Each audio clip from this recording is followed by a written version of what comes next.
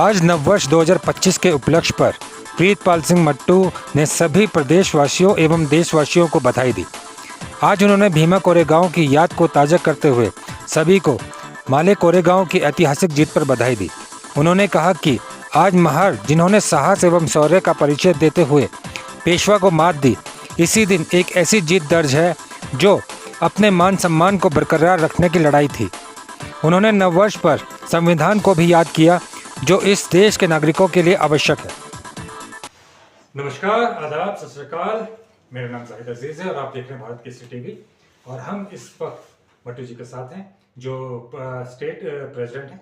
और हम इनसे पूछते हैं कि नया साल तो मन ही रहा है सर, लेकिन ये जो 1 तारीख है ये वैसे भी बहुत इम्पोर्टेंट है ऐतिहासिक तरीके से।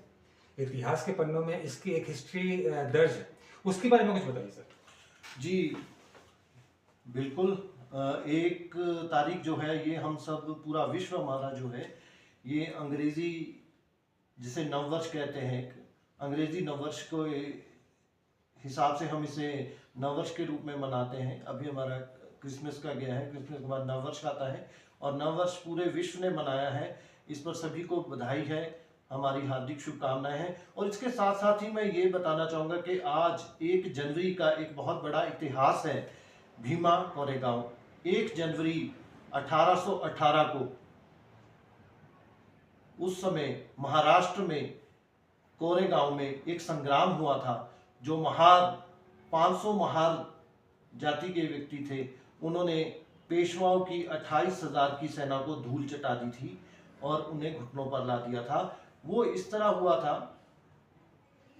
पुराने समय में जो अनुसूचित जाति के लोग थे उनके साथ बहुत भेदभाव होता था। उन्हें शहरों में घुसने नहीं दिया जाता था, उनके गले में मटकी होती थी और पीठ में झाड़ू होता था। तो जब अंग्रेज़ों ने उन पर पेशवाओं पर हमला किया तो जो महार जाति के योद्धा थे उन्होंने कहा कि हम अंग्रेज़ों की तरफ से नहीं लड़ना चाहते, हम आपका साथ देना चाहते, लेकिन हमें क्या चाहिए, बदले में हमें चाहिए कि हमें सम्मान मिलना चाहिए। और जो ये हमारे गले की मटकी है और जो पीठ पर झाड़ू बना हुआ है, आप इसे हटवा दीजिए। लेकिन पेशवाओं का जवाब था कि सुई जैसी नोक पर भी आपकी किसी बात को हम नहीं मानेंगे। आप शूद्र हो और आपके वो मटकी और वो झाड़ू इसी तरह बंधा रहेगा और गुलामी की जंजीरों में इसी तरह जकड़े रहेंगे।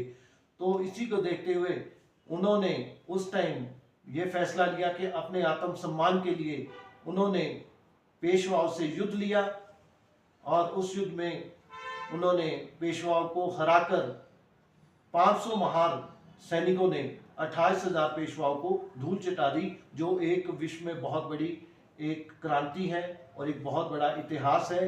आज उन वीरों को भी हम, उनमें जो शहीद भी हुए गए, उनको नमन करते हैं और उस आज़ादी के लिए जो उन्हें आज़ादी, उनके गले से मटका निकला था और झाड़ू उतरा था, उस सब के लिए भी सभी अनुसूचित जाति के लोगों को बहुत बहुत बधाई देना चाहूँगा। उस टाइम ये कितने महार रहे होंगे और कितने पेशवा रहे होंगे जब आपस में इनके युद्ध हुआ था? देखिए, जो इतिहास कह रहा है, इतिहास से हम जो जानकारी ले रहे हैं वो तो सभी जानते हैं, उसे आप गूगल पर और कहीं जगह पर देख सकते हैं। उसमें जो इतिहास है 500 महार सैनिक थे और दूसरी तरफ से पेशवाओं के पास बड़ी सेना थी, 28,000 सैनिक उनके थे। तो उन्होंने बहुत बड़ा युद्ध हुआ।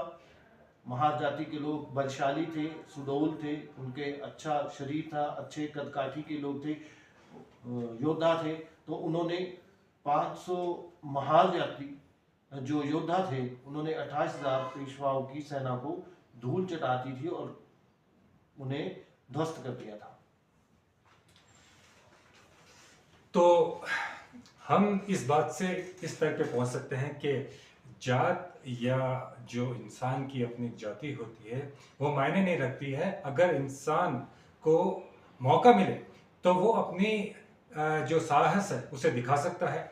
वो चाहे चींटियों के साइज का हो, चाहे उसकी जो संख्या बहुत कम हो, लेकिन उसका साहस अगर बहुत ज़्यादा है तो वो बड़ी से बड़ी सेना के साथ भी लड़ सकता है। उसके लिए किसी जाति की ज़रूरत नहीं होती है, उसके लिए ज़रूरत होती है इंसान के मान सम्मान की, उसके वजूद की। और अगर हम बात करें तो ये जो भीमा कोरेगांव जो ये संघर्ष था, ये मान सम्मान का एक संघर्ष था, जहां पर उन्होंने साबित किया कि हम किसी से कम नहीं। इसी के साथ मैं सभी को, देशवासियों को एक और बधाई देना चाहूँगा कि इस बार हमारा जो है देश के संविधान को लागू हुए 75 साल पूरे हो गए हैं। 26 जनवरी 1950 को पहले 26 नवंबर 1949 को संविधान बनकर तैयार हुआ था, जिसे संविधान सभा ने अडॉप्ट किया था, अपना लिया था, और 26 जनवरी 1950 को इसे भारतवर्ष में लागू किया गया था, जिससे भारत एक गणतंत्र रूप में उभरा है। और संविधान ने सभी वर्गों को सभी अधिकार दिए हैं, और आज सामाजिक, राजनीतिक और सभी तरह के जिस तरह के भी अधिकार, मौलिक अधिकार और सभी तरह के जो अधिकार दिए गए भारत के संविधान ने, बाबा साहेब डॉक्टर भीमराव अंबेडकर ने सभी को दिए हैं। और उस संविधान की वजह से ही जो पिछड़े, महिलाएं और अनुसूचित जाति के लोग हैं, एक गर्व की जिंदगी जी रहे हैं। 75 साल में उनका जीवन कहां से कहां पहुंच गया है। तो मैं इसको इसके साथ जरूर जोड़ना चाहूंगा कि उस टाइम 1 जनवरी 1818 को वो लड़ाई लड़ी गई थी।